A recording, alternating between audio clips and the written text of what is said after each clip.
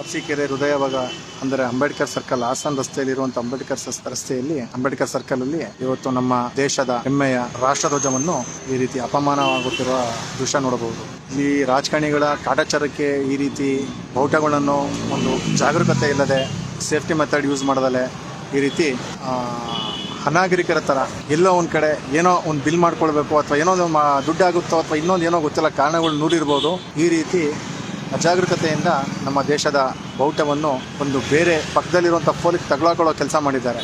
ಇದನ್ನು ಸರಿಪಡಿಸ್ತಾರೋ ಬಿಡ್ತಾರೋ ಗೊತ್ತಿಲ್ಲ. ಕೈಯಲ್ಲಿ ಸಿಕ್ಕಿದ್ರೆ ನಾನೇ ಅದನ್ನು ನಿಂತ್ಕೊಂಡು ಸರಿಪಡಿಸ್ತಿದ್ದೆ. ಬಟ್ ಇದು ತುಂಬ ಎತ್ತರದಲ್ಲಿದೆ. ಸಂಬಂಧಪಟ್ಟ ಅಧಿಕಾರಿಗಳು ಇನ್ನೊಬ್ಬರು ಯಾರೋ ಗೊತ್ತಿಲ್ಲ, ದಯವಿಟ್ಟು ಇದ್ರ ಬಗ್ಗೆ ಗಮನ ಹರಿಸ್ಬೇಕು ಅಂತೇಳಿ ಕೇಳ್ಕೊಳ್ತೀನಿ. ದೇಶದ ಹೆಮ್ಮೆಯ ಬಾವುಟ ಇವತ್ತು ತಗಲಾಕೊಂಡು ಒದ್ದಾಡೋ ಪರಿಸ್ಥಿತಿ ಅರಸೀಕೆರೆ ನಗರದಲ್ಲಿ ಈ ಘಟನೆ ನಡೆದಿದೆ ಅಂತ ಹೇಳಿ ತುಂಬ ಮನಸ್ಸಿಗೆ ನೋವಾಗಿ ಈ ವಿಡಿಯೋನ ಹಾಕುವಂಥ ಕೆಲಸ ಮಾಡ್ತಿದ್ದೇನೆ. ಜೈ ಶ್ರೀರಾಮ್, ಜೈ ಭಾರತ್ ಮಾತಾ ಕಿ ಜೈ.